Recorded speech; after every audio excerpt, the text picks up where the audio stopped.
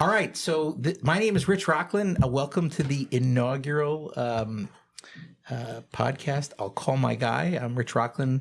I guess I'm the host, and I'm here with one of my guys, Ryan McKeen. What's up, man? Hey, man. What's up, Rich? So it's funny because Ryan is a lawyer. We'll get into that, and one of my colleagues and mentors. I consider you one of my coaches and mentors, but more importantly, when I thought about what the hell to call this, I sort of jokingly say, just another asshole getting a podcast, because everyone's got a podcast and everyone wants to talk and be heard. But I wanted to really, maybe this is my own sort of, processing life or whatever it is. It's just, I like talking with friends, as you know, and learning from people and maybe sharing some wisdom with the world. And I thought at first I was going to call it I got a guy, but there's trademark issues with that. So, but I think it worked out in that I'll call my guy because, that's such an important phrase to me. And I want to talk to you about how that sort of weaves into your life, sort of the leitmotif, if you will, because when I started my practice on my own, I needed a lot of guys to call. And I mean, women and men. Guy is a gender neutral term. But if someone said to me, Rich, I'll call my guy, who would it be? And I would say, well, one of them is Ryan McKeen. So it's, and one of the main guys that I attribute to my growth and my development as a lawyer and also the success of the firm. And so you are one of my guys and one of the main guys. So I'm glad that you're the first one to do this podcast. So welcome. Rich, thank you so much. You're also one of my guys to call. So the feeling here is very mutual. Oh, great. So just a little, I want to give a little bit of background about you. So you're one of Enfield's finest. Is that right? Yes. Yes, right. It's a very small list. It's like me and Craig Janney and Peter King, who went and wrote for Sports Illustrated. Didn't one of the guys like from Toto live there? Toto was South Windsor. Oh, South Windsor. All right. Yeah. Well, that's getting there. And Enfield, so folks know, is one of the northernmost towns in Connecticut. Right on the border. Right. And you have a mall there that's a kind of a miserable place, right? The Enfield Square was one of the first malls built in the country. Right. And I have a very interesting relationship with it because my grandfather, when he got out of the military, ended up working in essentially mall management. So we managed strip malls in Nebraska, Colorado, St. Louis, and the May Company brought him out to run the mall in Enfield, which was sort of their crown jewel. So that's how my dad ends up in Enfield. Imagine that was the crown jewel. It was, though, man. It was like, the highway went in and it was an attraction. I'm a scholar of Enfield history. I took it in high school, and it was a huge attraction at the time because it just didn't exist anywhere else. So the joke we have in the office, I probably shouldn't put this out here, but another lawyer told this to me. We call it an Enfield divorce. You know what an Enfield divorce is? There's not enough money to get divorced. Correct. Basically say to the people that come in and you're like, you got to just stay together, save up some money because you can't afford to live on your own. It was a working class, working poor even town, right? I mean, it's to a large extent. Yeah, when I grew up, it was really a working class town, very much so. There was and still is a poorer section of town, Thompsonville, that's definitely poor. But most of it is dual income, middle class jobs, right? Teachers, people who may work in manufacturing, some electricians, that kind of thing. I'm trying to think back who my neighbors were, and yeah, it's definitely a middle class. It reminds me of like a Midwestern Rust Belt town. Correct. That's in Connecticut. Correct. Right. Good people just trying to get by. There's lots of retail and chain restaurants and. And that gets to the economic conditions of it because Enfield is surrounded by wealthy towns, right? To its west is Suffield. Suffield just looks down at Enfield. To its north is Longmeadow. They look down at Enfield. To its east is Somers. They look down at Enfield. And so all the stuff they didn't want in their town. At one point, Enfield had the most McDonald's per capita in the U.S. Yeah. And the reason why was they wanted to put a McDonald's on the Longmeadow border. And so right when you go across the border in Route 5 in Longmeadow, there's a McDonald's. Right. Why? It's not for the people of Enfield. It's for the people of Longmeadow. Right. There's one on the border of Somers. So yes, it is very much we're going to dump things that we need but don't want in our town. I see. Okay. And so were you born when you were born, were you living in Enfield? Yeah, I was born in Springfield and grew up in Enfield. High school in Enfield? High school, middle school, elementary school, all throughout Enfield. Intact family? Intact family. Mother and father still around? Yes, they are. Thank God. God. How long have they been married? Almost 50 years at this point. 50 years. How many siblings? My brother. Your brother, and is he around here? Yeah, he lives in Colchester. Okay. What's he do? He does underwriting for life insurance. Okay. Yep. So he's in the corporate America. Yeah. Yeah. Yep. Okay. Cool. And so they're still in your childhood home. No. We moved from, the post World War II housing. This guy Starr built all these ranches all over Enfield. And they're all the same. All basically the same. Yeah, He had like 4 houses, and he just built and built and built. Right. So we moved from one of those into a newer house in 1988, and that's where I lived throughout high school. And then my parents ultimately sold that in like 2005. Wow. All right. So intact family, and then from high school, where do you go to college? I go to Framingham State College. Okay. And did you go right out of high school? Yes. No, you didn't take a year or anything? No. Went there? Framingham State. Did you live on campus? Yes. Okay. And so you did that for 4 years. Anything remarkable about your college years? Actually, I did the dumbest thing I've ever done, Rich. I graduated in 3 years. Wow. I just wasted a year of college. Kids, if you're out there listening, take the 4 year. There's plenty of time to work and make money in this world. 3 years save your parents a few bucks, right? I had a scholarship. I didn't save anybody money, except I was so eager to get out into the world that's a Massachusetts state school, isn't it? Yeah. Yeah. Yep. Okay. I was eager to get out into the world. So 3 years. Yep. So you're 21. Yep. You get your shingle. Or your diploma. I guess I don't know if shingle's right for an undergrad degree, but you get your diploma. Yep. And what do you do? I go to work for Enterprise Rent-A-Car. That's right. Okay. That's right. This is what I want to get into. So pre-law school, how many years do you take off between college and law school?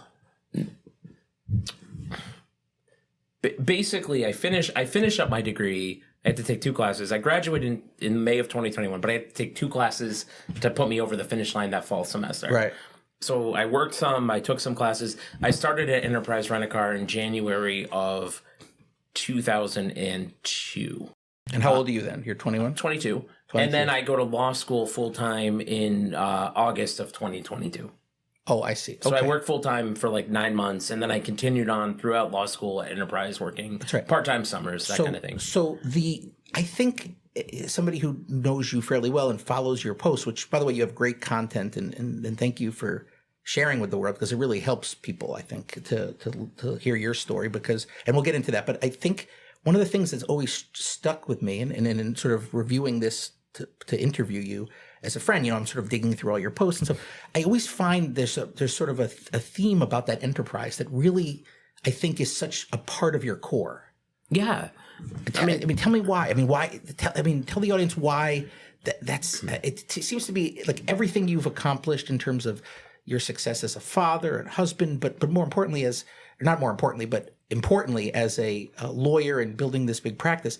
I think it all started there. No question. I mean, I'm a history major. I didn't take a business. I know I did take one business class in college, but I didn't do anything business oriented. That wasn't my thing. I loved reading about the Roman Empire, which is suddenly cool. That's funny, right? But I loved reading about those things. Right. But I get out and I need a job, and Enterprise was like hiring kids who like to hustle out of college and athletes. And I wasn't the athlete, but I like to hustle. They saw that in me. And so one of the things like I've tested in myself and like just trying to figure out who I am, one of the things I am is sort of a visionary. And so when I see something, I'm very good at essentially copying that. Right. Like I don't overthink it. I'm like, okay, you have Enterprise Rent-A-Car, which is, I think maybe even today, I don't know if it's still true, like the largest closely held, privately held company in the world. Privately? Oh yeah, like by the Enterprise family, or by the Taylor family. Oh, cool. I'm sure it's all diluted now. Right. But private equity's involved. It's privately held, and so the story is like this guy sees an opportunity in St. Louis, starts one rental car company, and grows it to be a dominant global player. Right. In like the span of 50 years, we'll say. And so I'm like, well, what is it that they do? Right, that made them so successful, and so in sort of figuring out what I wanted to do in life, a lot of it was just taking those lessons and applying it to the practice of law. So let me back up a second, though. What did your parents do for a living? My mom was a stay-at-home mom who did tax preparation part-time. Okay. She was a legal secretary before I was born. Okay. Worked worked for various small firms, essentially a paralegal. Right. We call them paralegal today. Right. But she stopped that when I was born. My dad went to the Army, and where he learned to work with telecommunications. And so he gets out and he works for what's now Brooks Brothers, but it's Casual Corner.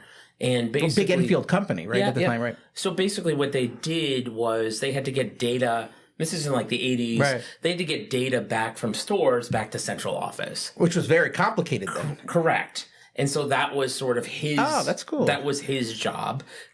To make sure the data got back to central office. Right. And obviously it was not very slow. I mean, this is before modems, right? I mean, this is... Oh, yeah. Right. I mean, because we had the modem starting in the 90s. So in the 80s, he's probably, telegraph or something. I don't know. I just remember as a kid, it was the coolest thing because we go into they had computer rooms. And so you go into this massively air-conditioned, massive room that had all these computers that are just beeping, and these computers are the size of refrigerators. Right. And everything now fits on your phone, of course. Oh, your watch. Your Apple Watch has more computing power than that whole room, right? He worked in that room making sure that the data came back. Did the dot matrix printers going? Oh, yes. Yeah. Oh, that's cool. All right. Yeah. So I'm sorry I didn't ask that before, but so did you in high school or mostly elementary school, were you ever one of the kids that, would knock on doors and sell the chocolate bars? Did you ever do that? Absolutely. I was a paperboy. Oh, right. Okay. So well, that's a great skill set to learn there, right? So at 12 years old or 13 years old, I get a paper route. And, one of the things about being a paper boy is you actually run your own business. Right. Because the Journal Inquirer, which I delivered after the newspaper, they sell you the papers. You buy them. You buy them at 12, 13 years old. You've got to turn around and give the JI $20 for a stack of papers for the week. Right. And then you've got to go deliver, collect your own money, and then make a profit on your investment. But they limit what you can sell it for, right? You can't mark it up for $1 or you something. can't mark it up for $1, but you can try to get more customers. And get tips. Try to get more customers. Did you have one of those little pads that'll break off the little thing? Exactly. Rip off the tabs and do collections. But yeah, when you're 12, 13, 14 years old. Oh, you're top of the world. You're at top of the world. Do you remember that feeling? Oh my gosh, yeah. I could make like $80 to $100 every 2 weeks. It's crazy. Cash. And you think that you're Bill Gates. Oh, you easily are. Right? I mean, it's you're on top of the world because you go and the people are giving you money, right? I mean, but it teaches you gotta, there was no credit card, there's no Apple Pay. Nothing. There's no prepay. You gotta go knock on the door. Say, where's my money? Mr. Rockland, you owe me $4.80. Right. And then the guy goes and he's digging through change, right? Correct. And you're trying to make change and hoping he gives you an extra buck. Correct. You're writing out Christmas cards because Christmas tips were that was the jam. And then if you don't get the paper right and Mr. Smith doesn't like that you put it down and it snowed, he gets pissed. He calls the main office. Then they're calling your mom saying, why is Ryan not delivering the paper? Right? You get those calls? There's always a fuss pot that calls. You know what? Never. I was a damn good paper boy. I took great pride. That call never happened. Wow. I was like, however many papers, perfect batting average. What about that game for Nintendo? Did you ever play that game? Remember that game, the Paperboy? Played it, but man, what a lie. Because you had to physically deliver the paper. We were not permitted to throw papers. Right. And did you have to, some people, they want it wrapped in a plastic. Remember that? Some people would have to, especially when it would be raining, we'd have to wrap it. Right. Okay. So you do that. So then, all right. So then I'm setting the stage a little bit. So you go to Enterprise and so you go there. It's an entry-level job, right? They're just looking for kids that are willing to knock on doors, essentially, right? Have the personality that'll talk to somebody, upsell them on the gas and the insurance and all that stuff. Correct. You're the clerk that goes in there and say, sir, there's not a gas station around. Would you like us to have the tank filled up? And of course, people don't realize is that they're like, otherwise it's $4 for us to fill it up. It's actually cheaper for you to let them fill it up for $4 than to prepay the $40 for the whole tank. And just because you don't get the credit back for the 3/4 you don't use. We weren't selling gas at the time. That was a new product. Yeah. In Enterprise, I didn't work at the airport. We worked in towns. Because primarily our business was renting cars to people who are in car crashes. Oh, right. Oh, for the insurance was paying for it. Correct. Correct. So we weren't selling gas, but we had to sell collision damage waiver, which is the deductible product. And you want to do that because it's very, they give you a bigger cut of that or something. No, there's no cut. They just fire you if you don't do it. What's that movie? Glengarry and Ross. You know, first prize is a set of steak knives. Second prize, you're fired. Yeah, no. First prize is a Cadillac Eldorado. Eldorado, that's right. Yeah, and then the second prize is a steak knife. Third prize is you're fired. And that's it. Like you had to sell, and they had their numbers on a board, and you know, if you weren't selling, you weren't going to be there long. And so, tell me about like how that. What did you learn there? Like, what did you learn that you see that how that's sort of built that gear in you that allows you to do what you've done? Well, a few things. So look, my position is lawyers are in sales. Everybody in life is in a sales position, right? So knowing how to sell and having the confidence in selling anything is incredibly valuable experience. Okay. Like, how do you communicate that to somebody? How do you build the relationship to make that happen? How do you explain it to somebody? Like what do you do there? So I think I learned sales skills, which were incredibly useful. I also learned marketing skills. So one of the things that they would have us do is try to drive more referrals from body shops, right? Oh, so you got to go talk to the Vinny's Body Shop on Park Road. Exactly. To say, hey, here's a pizza, guys. Eat up. By the way, I'm Ryan from Enterprise, and we can help you get your customers. Yeah, here's a pizza. We'd bring donuts. But I came up with an idea because I was like, what do these guys like? They all like NASCAR. So I went out and I bought NASCAR tickets to Loudon, which NASCAR was even bigger in 2002 than it is now. And so I said, okay, whoever has the biggest increase over this quarter last year, because you have some body shops, they do, 10 cars a month and some do 100 cars, but who's going to increase the most in their referrals to us? And drove us very significant, a 30% increase in business with 2 NASCAR tickets. Oh, I see. It was to a NASCAR race. Yeah, they could go to Loudon and watch the race. Where's Loudon?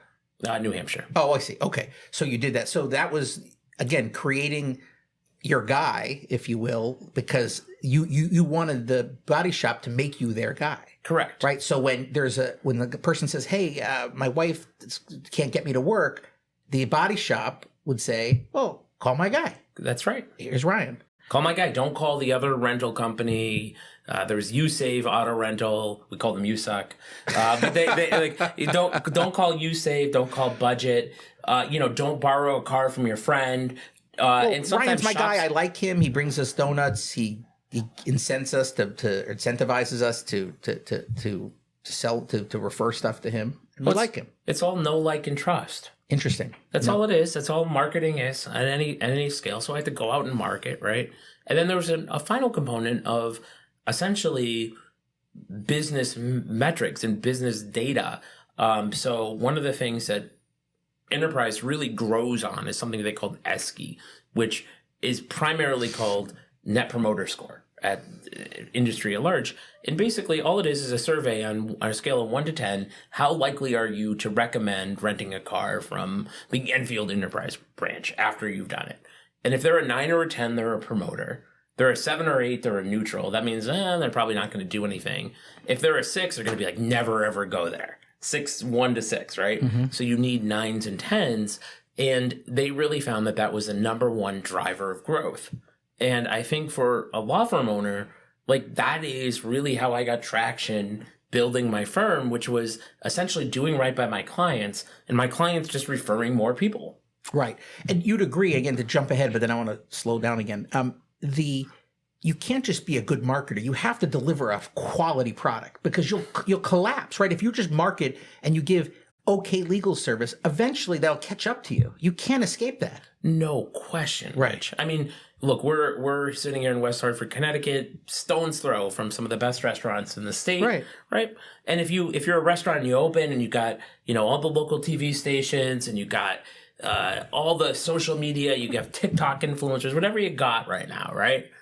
If you suck, if your hamburger sucks, you're going to be gone in 3 months in West Hartford. They'll eat you alive. So yes, you have to, because that's the trust element of it. They have to trust that they're going to get a good hamburger when they go to your hamburger joint. Right. They know that anything they get on that menu, maybe they don't like everything, but they know it's going to be good quality and done with thought and intention. Correct. You can't outmarket a terrible product. You just cannot. Interesting. All right. So you then start law school. And where'd you go to law school? Western New England. Oh, Winnick. Okay. And is it still called Winnick now? Did they change the name? I don't know. No, they screwed it up. I mean, they had a good thing. Winnick is a good thing. Yeah. And now they have to call it Western New England University, WENU, WENEU. gosh. But like, you're not a university. Like, there's like 3,000 people in suburban Springfield who go to your college. Right. It's a college. Call it college, right? It's not University of Alabama, right?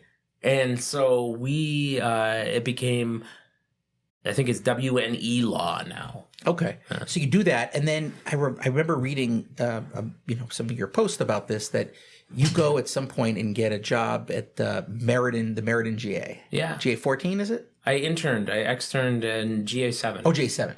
And so I've spent some time in that Meriden courthouse. It is maybe the worst courthouse in the state of Connecticut. It's attached to a police station, and we call it where dreams go to die. It is depressing. It is depressing. I really think, and it's all this brick with almost like very limited windows. Brutalist. Like, They call it the brutalist type of architecture. This sort of style of state building comes into vogue in the Rowland administration. He must have been on the take from like a brick contractor. The window awful. guy didn't give him enough Fucking money. awful.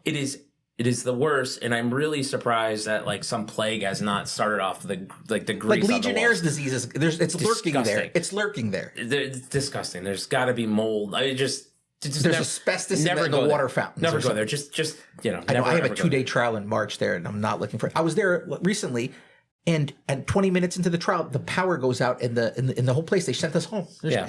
And there's one judge, sometimes two, maybe three, but it's tough because that judge is trying to run different courtrooms, and they're overworked, and it's just not a pleasant place. But I do like they have a really good judge there now, and she's makes it.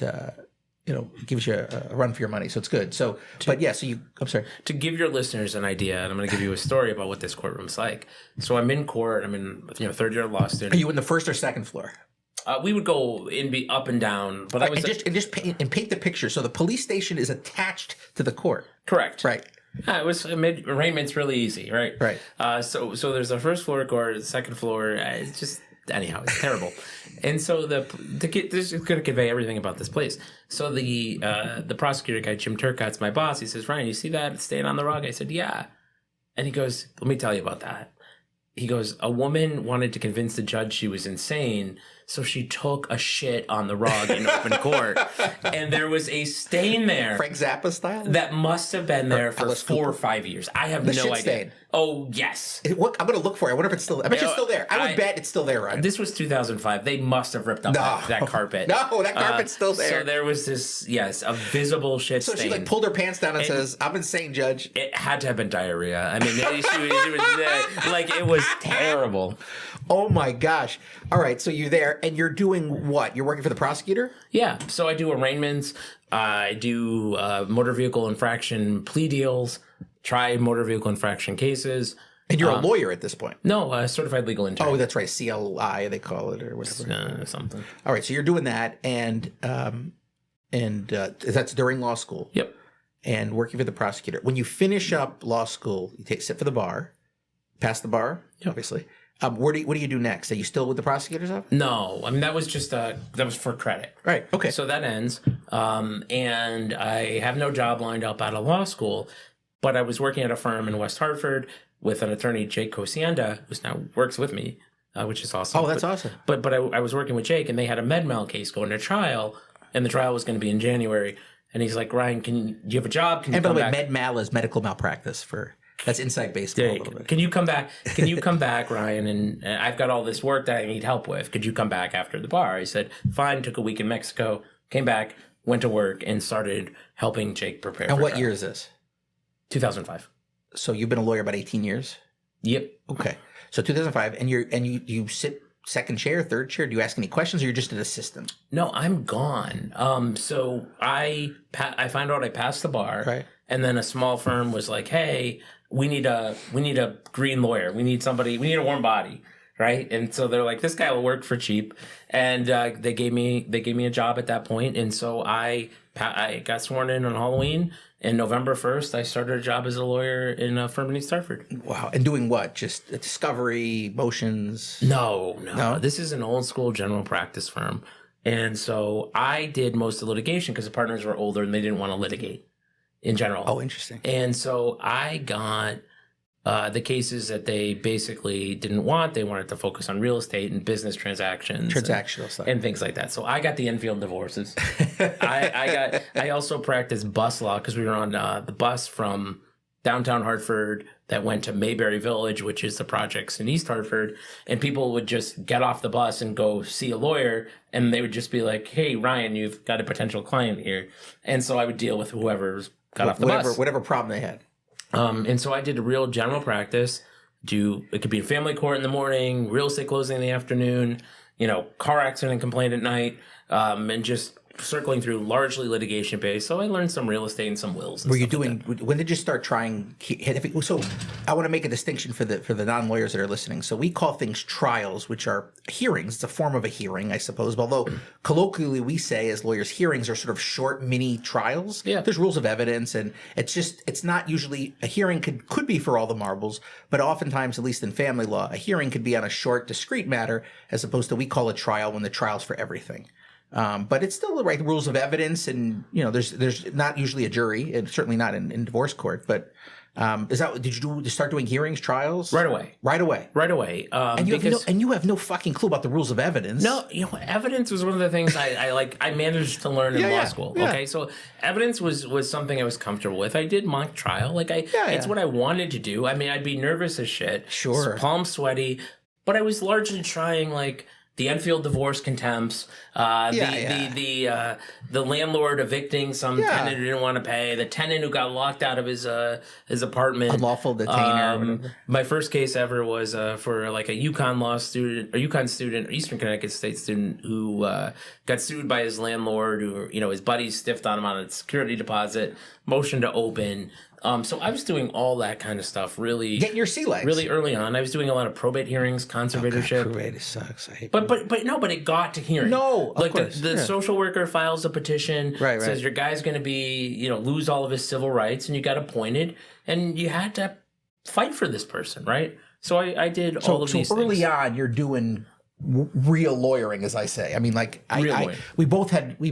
have different paths. Sort of. I was at Big Law, and as you know, they at an Am Law 100 firm, you're not doing anything of substance. I was shipped to West Virginia for 2 weeks, reviewing coal leases in the basement of a coal company, 150 miles, east of the biggest town. There's no food to eat. We're staying at a motel. Much different. So you're just summarizing things and billing more than some of the people that are escorting you to the room making a week per hour. Yes. So it's, I didn't have any of that substantive training. I had very good training for attention to detail, for work ethic and those kinds of things, but not, somebody comes to you and says, hey, someone got an emergency motion that took my kid away from me. You need to get him back. I didn't start that for years later. You're doing that from the jump. I'm getting all this hearing, all this experience in family court. For most of my career, I would be in court 5 days a week. Wow. No, I didn't realize you had that much experience on that. Yeah, all over the place. Right. And then how long did you stay at that firm? 6.5 years. 6.5 years. And then you strike out on your own? Yes. I remember you. We had a couple of things together. And you're a general practice firm then, or were you? I remember you did some real estate, you did some divorce. Yeah, I went out with Megan Freed and Krista Marcroft, and we started a firm. Our goal was basically to be awesome. We didn't really have anything figured out. We were all trying to figure things out. And I did primarily litigation, but I did some real estate and things like that, keep the lights on. And, gradually over time, I just started focusing on personal injury work. Right. And what was your first personal injury case? Do you remember? Or first one that's a larger one that you did? I had a guy who was probably 3 years into a practice. I did smaller motor vehicle stuff, but this was a guy who got rear-ended and was 20 years old and ended up having a disc issue and ended up having to walk with a cane. And we ended up settling that case at jury selection for $250,000. Wow. And this was a case that you had on your own. Yes. And how did you build your guys, if you will, your body shop guys, to send you whatever the equivalent was to start getting you work? Because then it wasn't really, I have a great SEO guy that's going to do Instagram reels and Facebook mark. How do you, there it's sort of old school. How, you could either be on the side of a bus, you can be in the phone book. How did you know, or where did you go to get those referrals? Okay. So early on, I had the firm was like a local firm. So they were like the local law firm in East Hartford, The right? firm you worked for. Yes. All right. And so they had, grandma, mom, grandkid. And they were probably around for 50, 60 years. 60 years. Yeah, right. So everyone knows them. So everybody knows them, and basically the business just trickles down for generations. The parents buy real estate, the kid gets divorced, the grandkid It's like the gets funeral a home DUI. in Enfield that everyone goes to. The circle of life, Right, is what it is in terms of legal practice. So that's how that case comes about. But really, I meant, but that you did that at the other firm. How about I'm seeing the firm, the case on your own? Like, what's the first PI case on your own as Ryan McKeen, attorney at law in Glastonbury, wherever you were? Yeah, really two of them simultaneously, which changed my trajectory. There were two wrongful death cases, and as a young lawyer on your own. Yeah, well, one of which I originated at the firm in East Hartford. Oh, I see. Because I was representing, the probate court called me and they said, look, this woman's getting screwed. And they're trying to mess with, or it's not much money, but they're trying to mess with her husband was a dirtbag. And what her husband did is he filled out pension forms that he wasn't married, but he was. And then he said, I want it all to basically go to my mistress. Oh, gosh. Dirtbag. Right? But the ERISA law is such that absent some sort of waiver on behalf of your actual spouse, that's not effective. So they hired Halloran and Sage, by the way. This like woman hired Halloran and Sage. She must have ran up a big bill. All right. And they litigated this damn thing. And we won. We ended up winning that case. But in the pendency of it, her daughter was killed. Terribly crossing the street in East Hartford. And so she was like, I don't trust anybody, but I trust you, and you're gonna be my lawyer. So, okay. And then what happened is, I got another call. This is like, June of 2012, as I'm thinking about going out on my own. One of my high school classmates called and said, hey, my father-in-law was killed in a motorcycle accident, and we need a lawyer, and we're going to interview some of them, and I want you to be one of the lawyers we interview. And I said, okay. And now you're on your own with two other lawyers. I'm going to give my notice in 2 weeks. Oh, I see. Okay. And so he calls and I'm like, okay, I'm going to talk to you. And then once they're like, hey, we're going to hire you, I gave my notice right away. And grab the case. Grab the case. So most people don't know this. Lawyers listening will know this, but and you always sort of tell me this too. The difference between our practices is that when you get a PI, a personal injury, we call it PI in the business here for non-lawyers that are listening. When we get a PI case, for the lawyer, it's debt that's coming on board, right? You're taking on a liability because it's all contingency. In other words, the lawyer, for the folks listening that aren't lawyers, they get paid only if they win or whatever they settle. They get usually a third, and then it goes down depending on how big the judgment is, unless that's waived, and that's a whole separate topic we could talk about. But what happens is somebody comes aboard, you got to pay rent, you got to pay salary, you got to do all these things, and you may not see that for 2-3 years. Yeah. But when you're starting out, as you know, I want to just talk a little bit about this too. You're broke as fuck. Yes. And so you're taking on a wrongful death case, which one of the more expensive cases to litigate, and you've got $6 to your name. I mean, that's balls, bro. But it becomes a thing where it was like, I had this thing. I'm like, well, who am I? What is my legal career? Am I capable of this?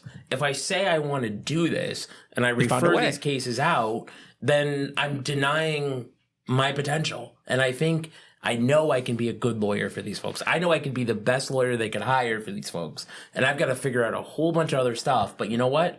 I'm going to push through. I'm going to take foreclosure sales on a Saturday morning. I'm going to do whatever it takes to make $500 or whatever that is. Whatever it takes. Yeah. You make a little bit more than $500, but make $2,000. All right. That's real money. But I'll do whatever it takes to keep the lights on, to prosecute these cases, because I believe in them.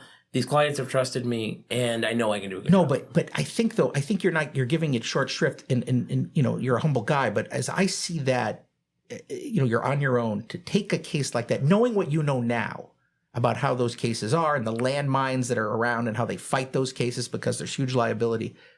That I think is such a critical point in your career. The fact that you, through all of those years when you were building that gear at Enterprise, when you're selling door to door chocolates or, watching your dad grind it out there, I think that your success could have gone a different way if you hadn't have said, you know what, I'm betting on me.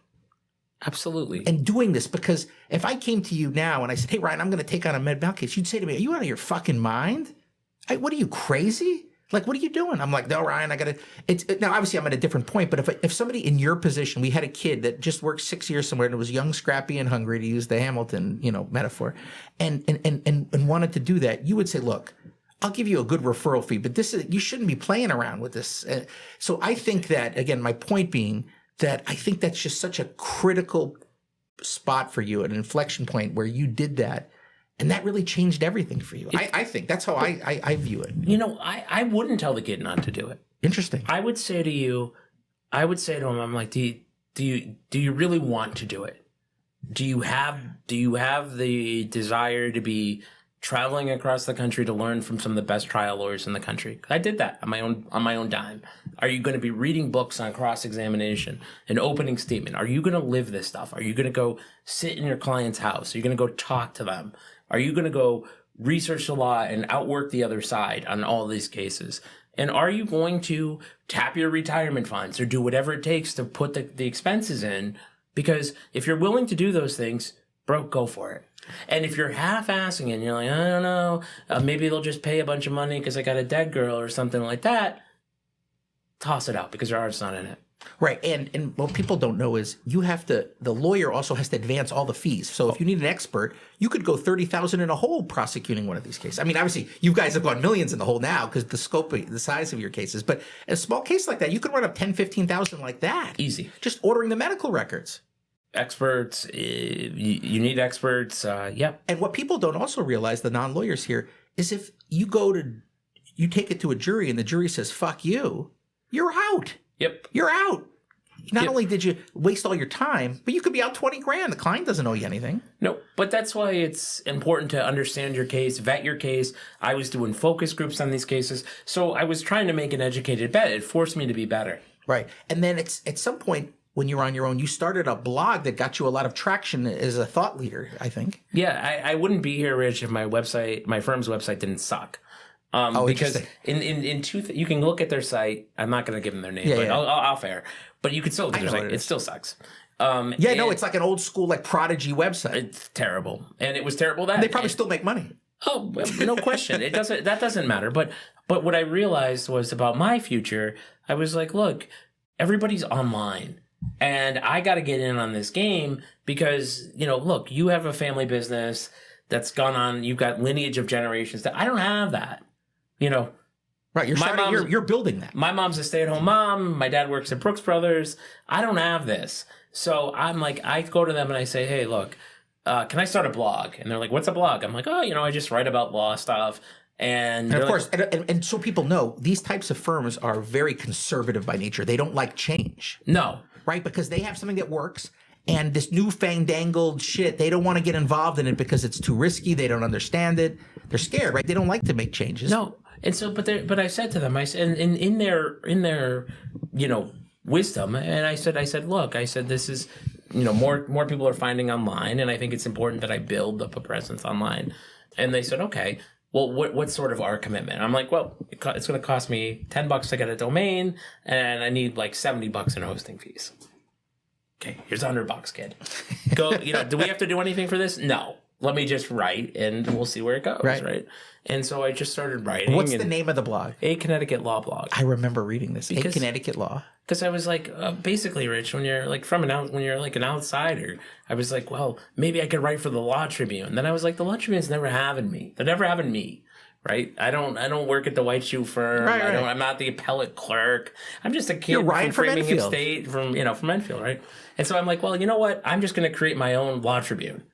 And so that was the thing. I was like, I'm just going to compete with them, right?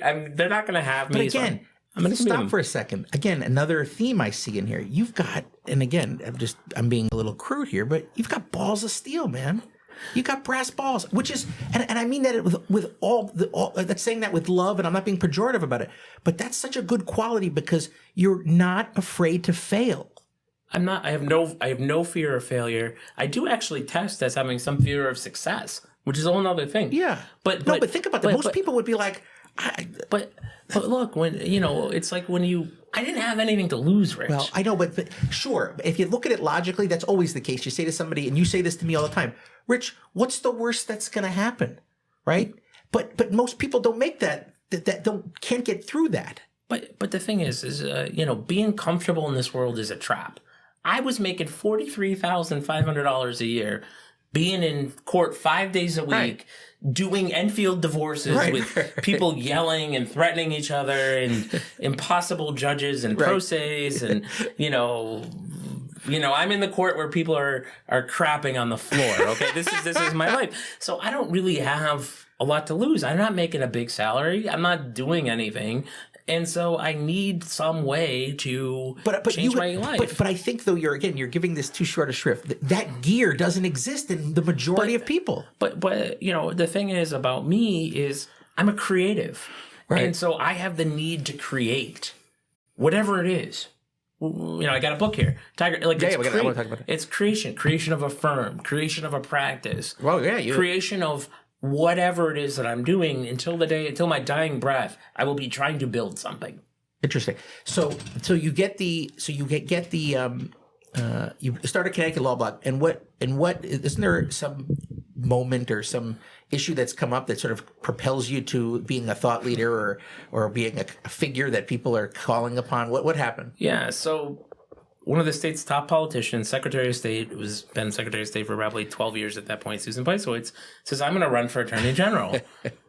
And I said, okay, it's just sort of an interesting issue. Like, it wasn't a political attack at all. So I said, what are the requirements to be Attorney General? So you pulled the statute. And I'm like, oh, there's a statute. You got to be a lawyer for 10 years. And it looks to me like you got to be a litigator. It says active law, right? It says at the bar. 10 years, they changed the statute, but 10 years experience at the bar, right? So I said, at the bar has to mean you have to litigate.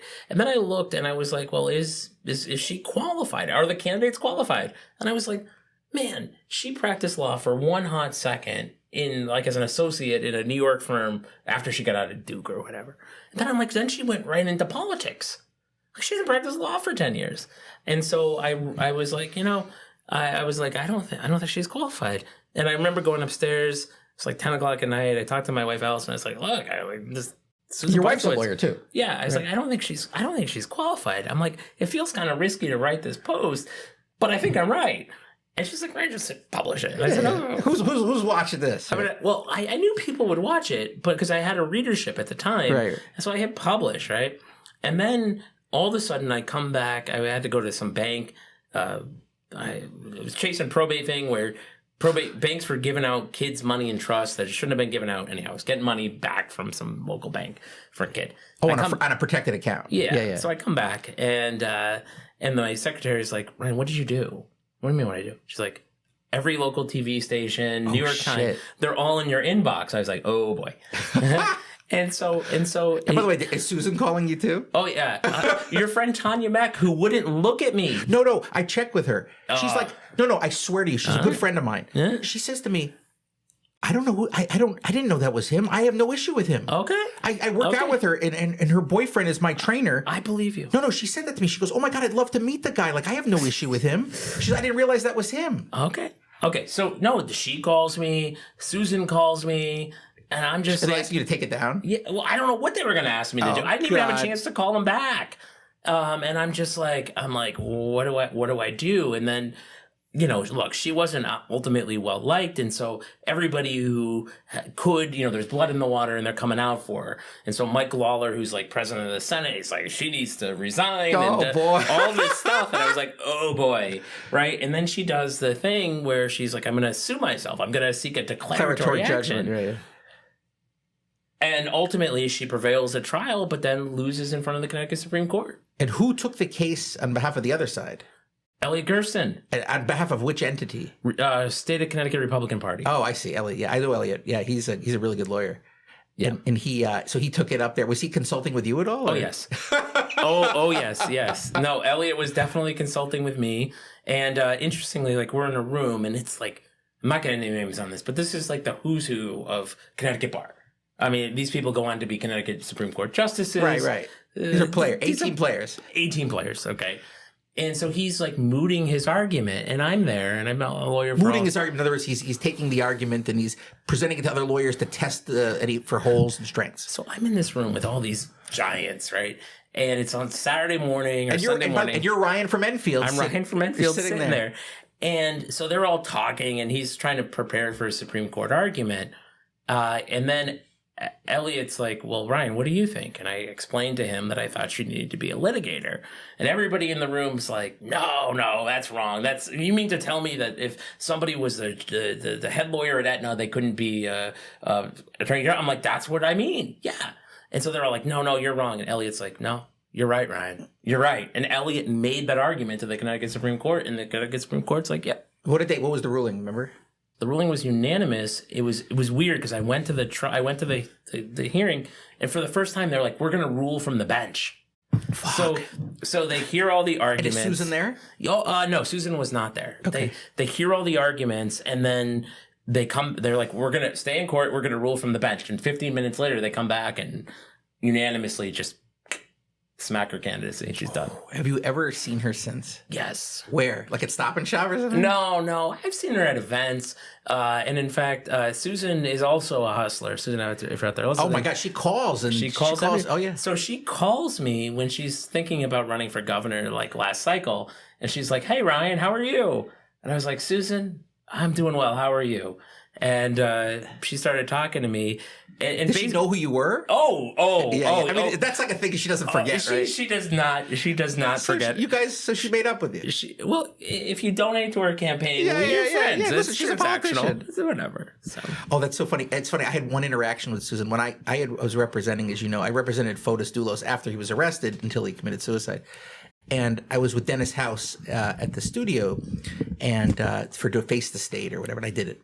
And he comes up to me and he's like, the Susan Weissowitz is here and her handler wants to speak to you. So I go, the handler's like, Susan wants just a private moment with you. I'm like, all right, okay. So my wife is in the other room. So I'm like, Susan Weissowitz wants a private moment. So she pulls me aside. She's like, Attorney Rockland, I just want to thank you for all your work on behalf of Jennifer and her family. And I said, Susan, this is kind of awkward. I represent Fotis. And her face dropped. I'm like, I didn't know. I'm so sorry. She's like, the handler got red and they shuffled her up. I felt bad for her because nobody told her. But it was like, I said, everyone's got it. She's a lawyer. Everyone's got a job to do. And but it was just so crazy because she wanted to give me this private moment. Well, what she was going to say is thank you for your work on behalf of Jennifer. And can you donate to my campaign? Yeah, What's going to be the next listen, she's a hustler. She used to call me when I was at the big firms, and it'd be like my secretary would say, like, the Secretary of State's on the phone. I'm like, whoa, what, did I make a filing poorly? She's like, hey, Rich, nice to talk to you. I'm like, who are you? I'll give you $25. All right, let's jump ahead. So now you've gone from the one lawyer, ostensibly, to how many employees? We're like 36 at the moment. In that little space in Glastonbury? Because you have two. You added to 3 now. 3. Yeah. You bought the other ones out. Then we've got office in Enfield, and we've got remote workers. Oh, I see. Across the country. So how many? And so remote. How many of the 36 are remote? I think we have 20 in Glastonbury. Oh, 20! Wow. Oh, yeah. I guess you could fit them in that. That's beautiful space you have over there. Yeah, we added another 1,400 You broke square through, feet. right? Yeah. But yeah, they're all connected now. Wow. So you have 36 employees, and how many lawyers? We have. Well, I mean, you're a lawyer, but you're not actively practicing. 8 lawyers now. We have another lawyer starting with us January 3rd. Right. And your title is now CEO? Yes. So are you lawyering at all? No. No. Do you miss it? No. Okay. Not at all. No. Do you meet with clients at all? No. Ever? No. Wow. And you think that's going to be it? Like, you're never going to talk to another client again? I'm never saying never. Okay. Like, I got into a lot of help people. Yeah. And so, look, but the way I can have the biggest impact and help the most people is by basically teaching my team and leading my team and helping them help people. Like Okay, it's fair. scalable.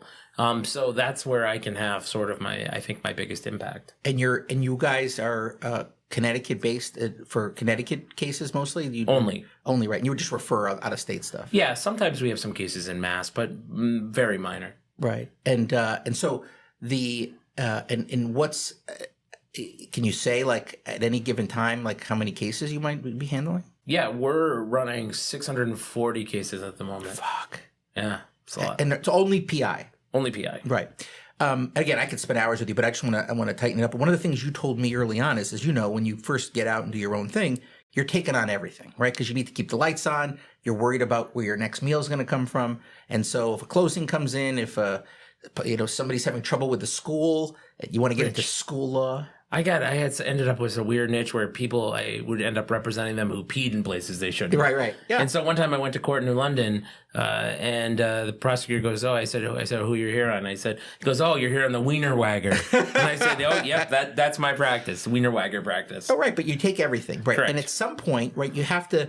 And I think this is an important point for other folks that are listening that are, that I know there's some family lawyers that also do other types of things. They do workers' comp and they dabble in other things. And it's hard because they think that if they give that up, they're going to be giving up, they're not going to be able to eat.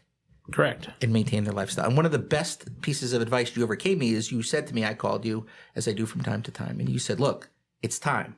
Do one thing and kill it and be the guy that does this so well that when people come to you, you are the absolute expert. You've seen it all. You know all the players. You know where a case is going to land.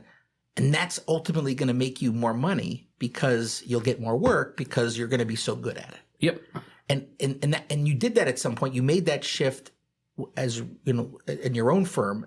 When did that happen for you? Probably about 2017, 2018. While you're still on your own, you said, I'm just PIing it. I had the last divorce case I ever had was with you. With me, yeah. Yeah. That case is still going on, by the way. I imagine. Yes, we're having I think we have a trial. So we have a GAL now, the whole thing. The kids are grown, but are getting grown. But so that was it. And then you just do the PI work. How do you fund stuff early on your cases? Cash fund. Close. No, but pay, you mentioned close, before, pay. and by the way, I felt this when you said this to me. You in one of your posts, you said something like, you had your credit card decline on a parking meter. I've had that happen to me years ago. Yep. Right? I just didn't manage the cash right. I forgot to move money, whatever it is. And you're like, what the fuck? $2? And you're like, I didn't move money from here. Or I forgot to bill a client. It wasn't that there wasn't money out there. It's just, you couldn't, you don't have any systems in place. Yep. It's a mess. How did you if you needed an expert, did you borrow from your uncle? I mean, how do you do it? We cash funded, and then it got to a point where we ended up working with a funding company that would loan for case expenses. And so when we started working with them, was able to pull back about $70,000 cash that we had out at the moment. And then we were able to use that to fund for paralegals. Much better use of money than case expenses. So they have lawyers that work for them. They assess the case and they say, okay, we'll advance it, but you got to kick us. No, this is it's a different thing, man. It's non-recourse. It's recourse. So I basically they vet my practice, right? And you have to have financials, but they're basically concerned how much they can collect from you, right? And then you make the decision. But if you're wrong, they come after you. It's recourse, so right. Recourse. So, but if you hit, you pay them back, and they take a pretty nice vig on it. They pay interest every month on it. Okay, so it's not like lawyers own it; you can share in the fees with them. No, it's like one of these factoring companies that buys your receivables and all that stuff. It's case funding. It's loans. Case funding. Yep. Right. So you do that, and then at some point you link up with Andrew. Yep. When does that? I met Andrew in 2014, 2015, and we started Connecticut Trial Firm in 2016. Which was sort of an expense sharing arrangement. And ultimately we merged that into a full partnership in 2018. And so you and he are the two primary owners? The only owners. The only owners, okay. And your wife, who's lovely, by the way, she's a lawyer too, but she's an administrative, an executive at the firm. Yep. Right. In other words, I don't mean an administrative assistant. I mean she's an exec. She doesn't lawyer. She runs. She's a managerial position, right? Yeah. What happened is she started out with us as we started. She's right there from the start. Really a co-founder, and what she does is all the admin stuff that Andrew and I would never do. So making sure the insurance applications, the town property tax is paid, you get an alarm system, it's registered with the town. She's like a COO? Yeah, exactly. Admin, COO, and now ultimately her job at the firm is just managing money at this moment. Hey, did she ever practice at the bar? Yes, she litigated at Shipman and Goodman. Oh, interesting. Oh, that's right. That's right. That's how I know her. That's right. So she did that, and now she does that. And how long have you worked with your wife at the office? We have worked together since 2017. Do you see each other every day at the office? No, because some days she's home, some days I'm home, some days I'm traveling. Today we happen to both be in the office. And is that okay for your marriage? Like you're able to like? Oh, work? yeah. Because some people it works great. Other like I feel that like Sarah and I would be at each other's throats. Yeah, I mean we work on different things. Right. I mean I'm really lucky in this way. Like I really like spending time with her. You like your wife. Yeah, and because some people don't. She must like me enough to want to spend time with me. Yeah. But I mean it's I look my days. Appointment. How long have you been married? I'm not going to ask the day. Oh, I should. No, 20 years this year. 20 years. All right. Yeah. So she's been through you when you were Ryan from Enfield, like with. She was from Enfield. She's Allison. That's from what I'm saying. But you had you had $6 in your account. She was with you. Correct. Wow. We were in high school together. So so you're high school sweethearts. Yeah. Wow. So she knows. She's been through the worst times and the best times. Yep. Wow. So you've done that. So.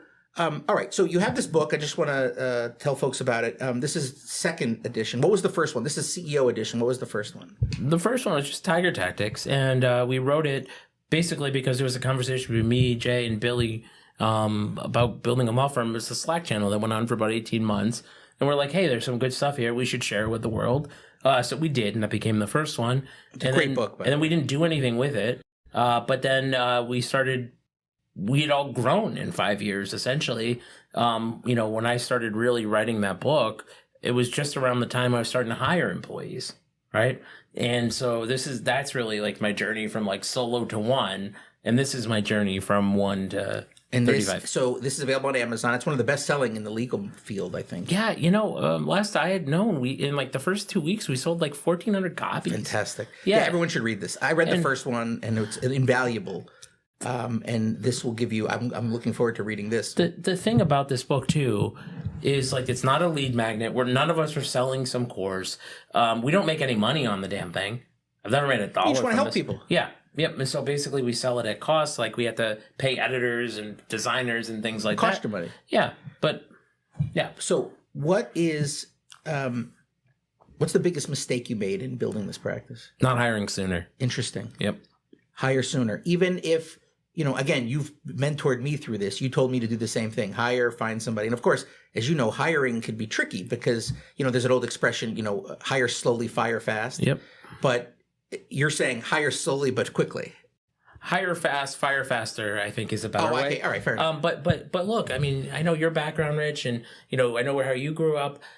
And look, when you're growing up middle class, like you don't spend money on housekeepers. Right. You We never have had a housekeeper. Your dad mows the lawn. You Right. mow the lawn as a 10-year-old kid. I fixed the hot water heater when it breaks. Right.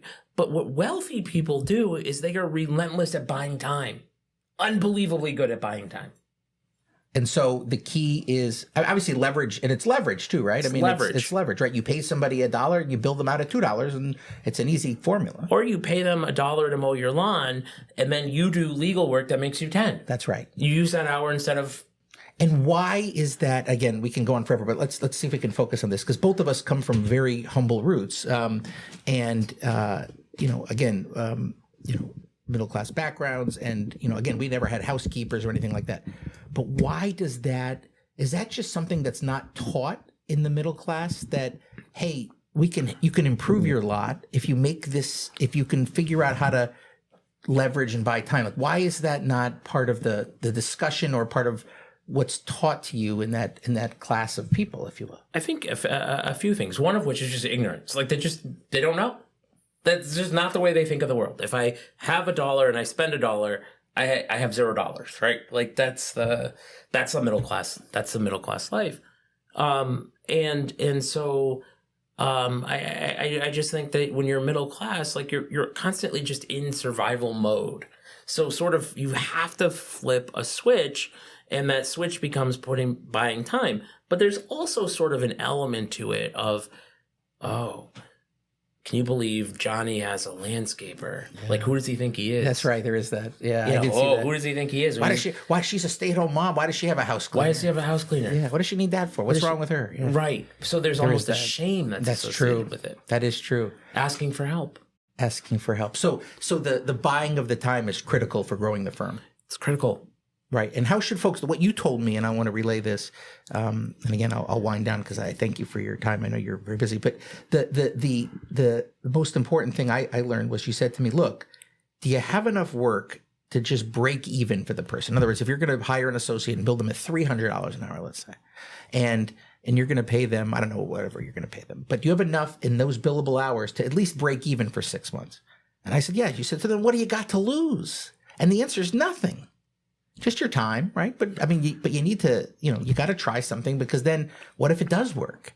And what are your thoughts on, again, I hate all these like little maxims, but I think they're good because success leaves breadcrumbs, right? We know that we can follow how these things are.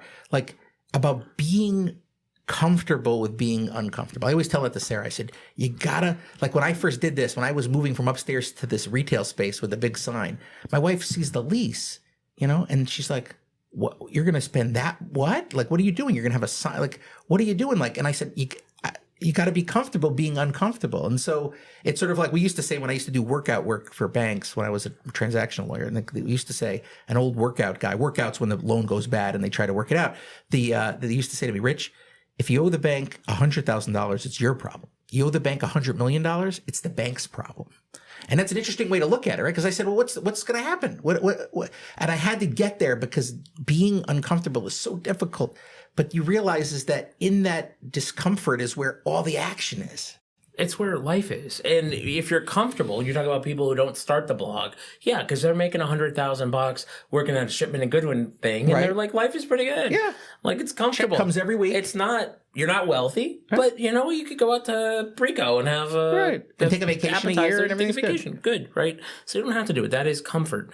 And what you need to do is you need to build resilience. Like, it's a muscle. Risk taking is a muscle. Right? You could work it out like you're at the gym. Exactly. And so I look back at, risks that I took or what felt risky in 2012, 13, 15, You could 17, believe you're like, risky? 19. I do that in my sleep, right? My payroll on a weekly basis, Rich, is like more than I used to make as a lawyer, right?